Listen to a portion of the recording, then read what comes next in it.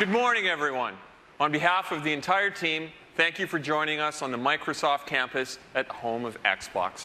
Well, the 10th generation of next-gen consoles is finally here. This gen, I'm looking for what I pretty much look for every generation. Looking for new experiences that innovate gaming. The first generation console I started out with was the Wii. But I'm hoping that this year's generation of console is going to change my mind about the console of choice that I want. I've spent my entire career in interactive entertainment, and I've never been more excited than I am today.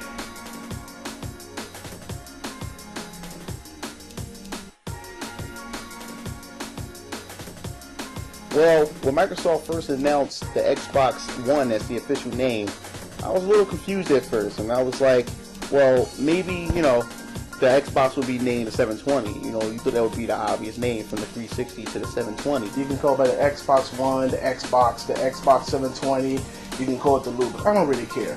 I mean, if anything, the last generation has told us that it doesn't matter what the name of the system is, just as long as it's good games. I was so fixated on Xbox, 720.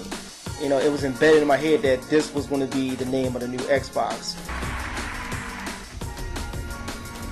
Xbox One has a couple of things that's in common with the original Xbox, and that's its size.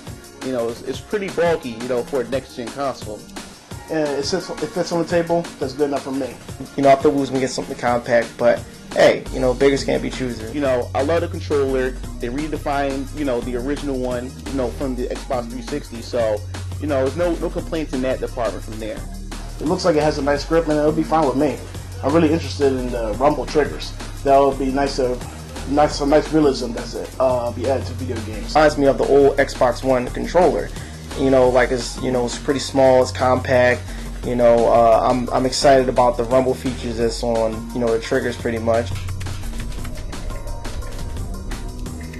Well, I think that the Kinect 2 is pretty much left in the hands of developers and what they create and what they produce. Now, in the dark, it can actually pick up, the players and the individual. Innovations like voice commands and stuff like that, and some minor body detection, that would be great for a lot of games. They're saying that you can check heart rates and other tedious things. That's going to be pretty interesting, and I hope they integrate it in certain video games, especially like Resident Evil. I can actually see that, connected with Resident Evil. Well, me personally, I don't like where, the direction that Microsoft is going. They're advertising that, this next console is going to pretty much be an entertainment piece that's going to sit in your living room and bring families together. And it was pretty much in this conference, it was shying away from, the core gamers who brought the original Xbox to the 360 up until now. I'm just sick of it. I'm sick of all the attention on everything except for gaming. I mean, people who buy this system, who buy this box, are buying it for gaming. Well, as far as though from the information that we received from the conference of the Xbox One, I'm just going to wait to E3. It's because, I figured that they just want to get all the tedious stuff out of the way, letting us know what the system is going to do for our TV and our cable and stuff like that, just so they can, get straight to the point during E3 with the new gaming and stuff like that. Now, you've already seen how simple it is to use your hands to navigate through the Xbox. Well, Microsoft at the conference had announced that there was going to be 15 exclusives, and I believe it was 7 of them that were going to be pretty much exclusives of existing titles.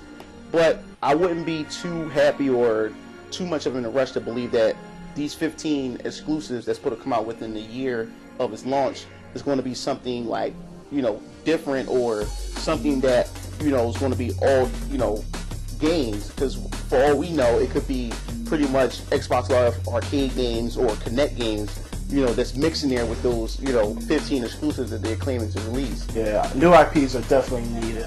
Microsoft is definitely not known for having a lot of intellectual properties. They just keep running sequels over what they already have, which most people do, but they don't have enough ammo to go back to.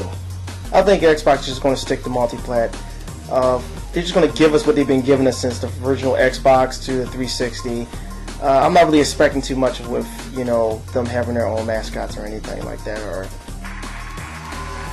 Well, I basically want to say that we just have to wait and see what Microsoft have to offer at E3, because it's kind of too soon to really judge what Microsoft have until they show us some form of gaming at E3. But if nothing changed, then this generation around, I'm going with the PlayStation 4 first this fall. Well, E3 is almost here, so that's going to give me all the information I need. There'll be a little bit of information coming out after E3, price, the exact release date. But really what matters is the launch window. What games are going to come out? And if anything is shown me from the past, I'm probably going to get the PlayStation 4 first. Well, as far as though, I started out with the PlayStation, and I moved my way up to the PS2, of course. So most likely, I'm going to go with the PS4. And it's not because of what's going on with the Xbox or anything. It's just I enjoy playing PlayStation more than 360s because I like playing games by myself, and Sony gives me that option.